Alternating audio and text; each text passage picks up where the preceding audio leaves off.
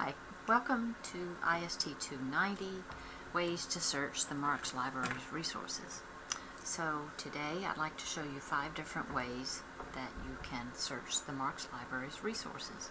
From the library's main page at southalabama.edu/departments/library, you end up at the Marx Library's homepage. The first search option we're going to look at is OneSearch. So in OneSearch, we can search by keyword. So if we have decided we want to write a paper on tattoos and culture, we can just type tattoos and culture in there. We're doing a keyword search, so I'm looking for articles and books that have tattoos and culture in them. And there are 2,381 articles and or books that have tattoos and culture in the title or in the abstract or keywords. I can set some limits or filters on the left hand side. Maybe I only want to look at scholarly peer-reviewed journals. And so you can see that the number of articles has decreased. Maybe I only want to look at more current articles. I've already shown you these tutorials, or maybe I haven't.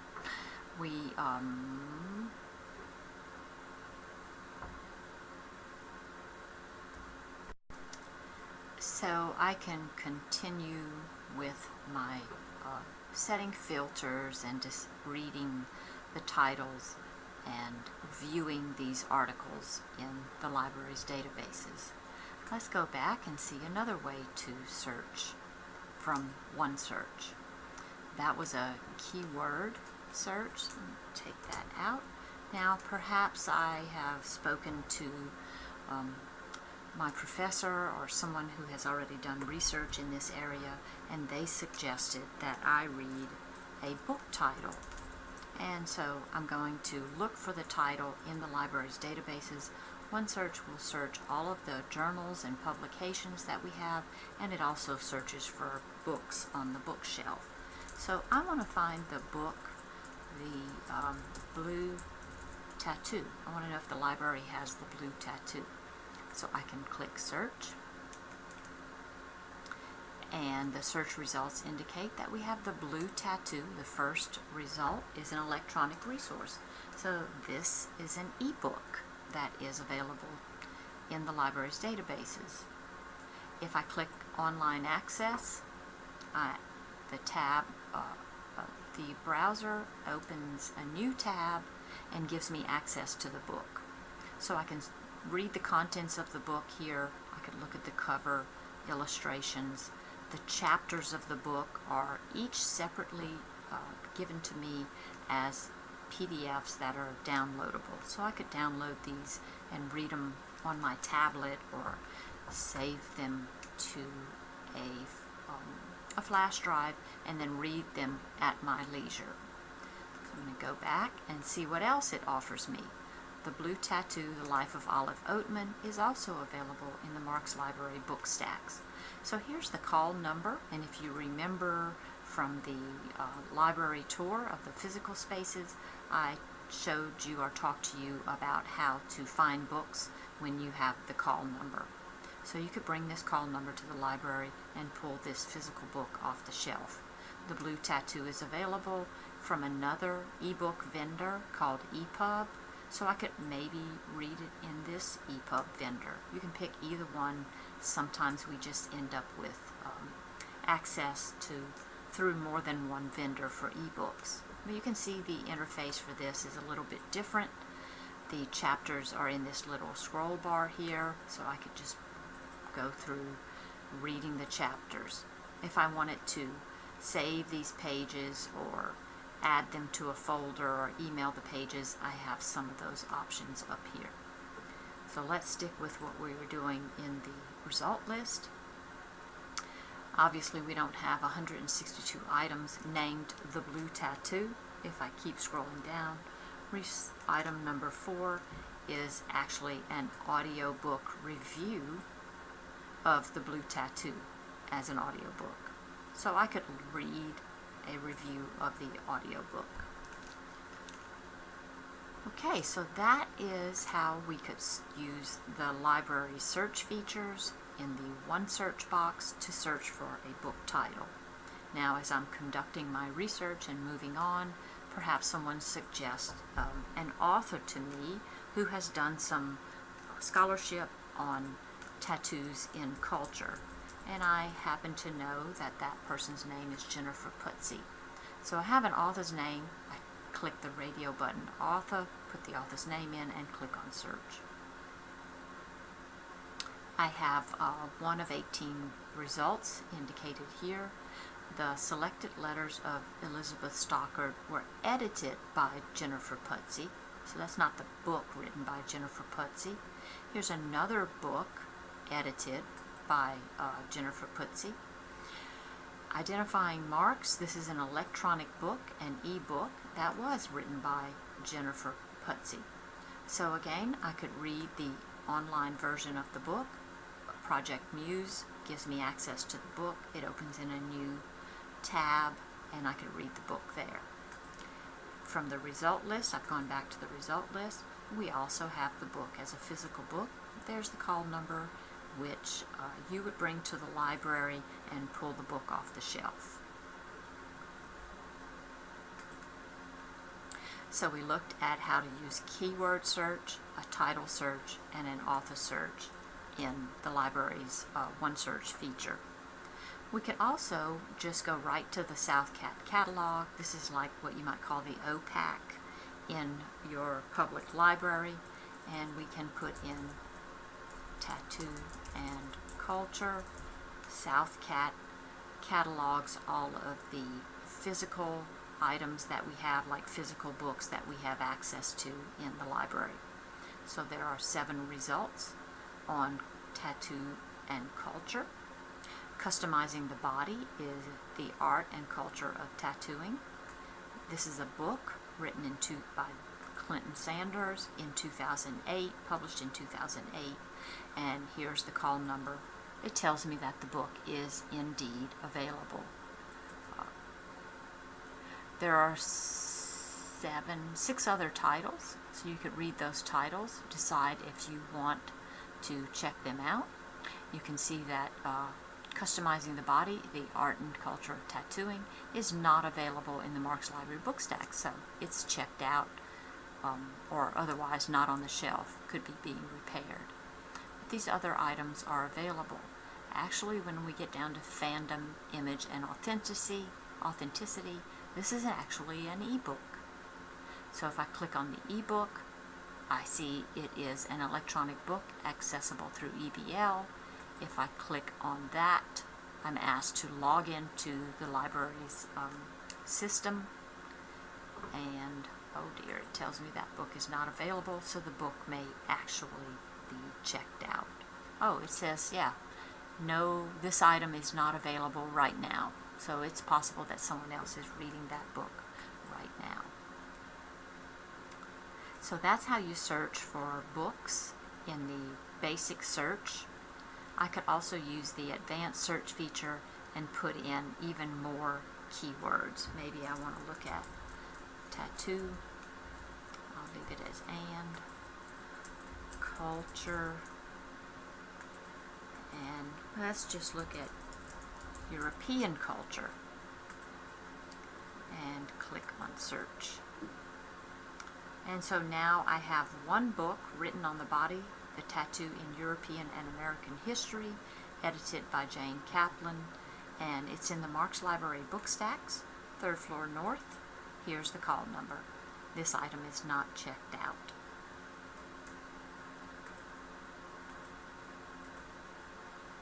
So we looked at one search, and then we looked at using the Southcat catalog. The next thing I'm going to show you is how to search databases and e-reference.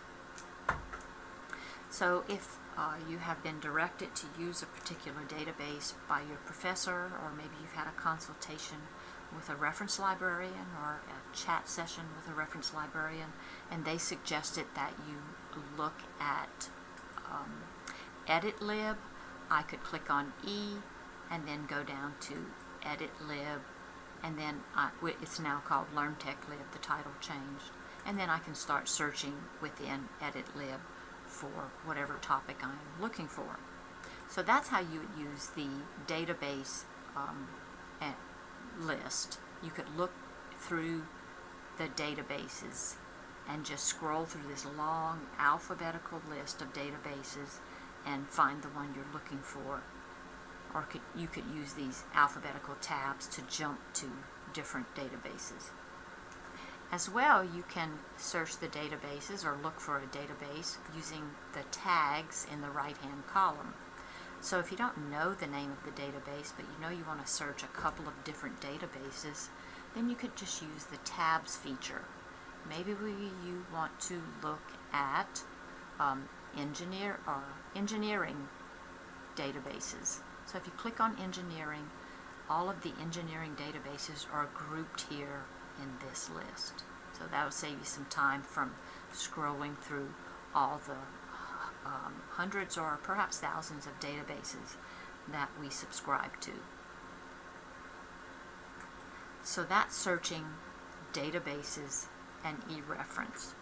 You can also browse journals under library resources. If you click on the journal and ebook list, we have a list by discipline of all of the publications, that is journals, that we subscribe to. So if I wanted to look at journals on literature and writing, see, here's the browse by discipline. I can just go over here to literature and writing. We have 1,516 publications we subscribe to, and they're all listed here. So I could just browse these publications. Maybe I want to look at advances in the history of rhetoric. So this is a journal publication. It's available to us in Communication and Mass Media Complete, and we have access to all the articles published since 2006 to the present. Now sometimes you will look at a publication and notice that we have limited access. For instance, this Journal of Sport Literature is available in Literature Resource Center from 2005 to the present. However, if I were to try and get it through ProQuest periodicals, we only have access to it from 1983 to 2005 in that database. This is the nature of the way we get information through the publishers. You can see that African American Review, we have lots of access from 92 to the present. In JSTOR Arts and Sciences collection, we have 2008 with a 4-year delay. So we would only be able to get articles that are 4 years old. That's why we have more than one way to get access to the articles, because we can provide you with a wider range of access. So that was browsing by discipline. But if I know that I want articles or journals on the topic of education, I can just put education in the search box and search. So 13,879 articles or journals, are available in education. Now this actually includes ebooks, so that's why that number is so inflated, the 13,879. We do actually have a lot of education journals, but this is also telling us ebooks. So the same thing applies. I could click on the journal Education. It's available in a number of different databases. This from 1993 to present, this from 1969 to present. So in general, I will just go ahead and find the database that provides me with the widest range of access, such as Academic Search Complete, and I click on that, and now I can just browse through the issues. There's the 2016 all the way down to the beginning of access, 2016, and then each volume and issue is listed, and when I click on the volume and issue, I can see 14 articles were published in this volume, and I can read those right here. So it's a pretty cool way of browsing and reading journals online. Saves you a lot of money. You don't have to subscribe to them. So that was looking at journals by subject and by discipline. There's one more way that you can search the university's databases, and that is by going to Google Scholar, which is at scholar.google.com. So this is not your regular Google. This is Google's attempt to find scholarly articles for you from the world of information that is on the internet. Now, you won't necessarily get access to the articles if you're not on the campus or not signed into the library's webpage, but Google will go ahead and index articles for you. And it'll tell you if the article is available full text at USA right here. So I'm sitting in my office, so I can just click on this link and Google will actually tell me where I can find that article in the library's databases, and I can go ahead and start looking for the article. So that's a pretty cool thing that you can do using Google Scholar. You just use the search box, put in your topic, and click on the search, and it'll tell you if the article is available. If the article is not available in the university library's databases, you may not be able to get access to it at all. This is actually an ebook, so you can see it indexed, an Amazon book. This may be a Google book, but at any rate, it's a book that I could buy. Okay.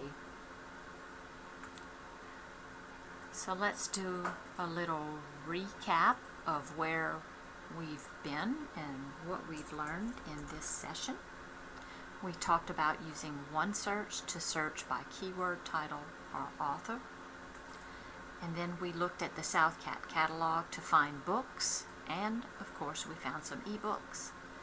We looked at databases by database name, that long alphabetical list, and we were also offered the opportunity to search by subject area using the column on the right hand side. We browsed journals and ebooks by subject and by discipline. And then I showed you how to search in Google Scholar. So that's 5 ways that you can use the library's databases to get information out of them.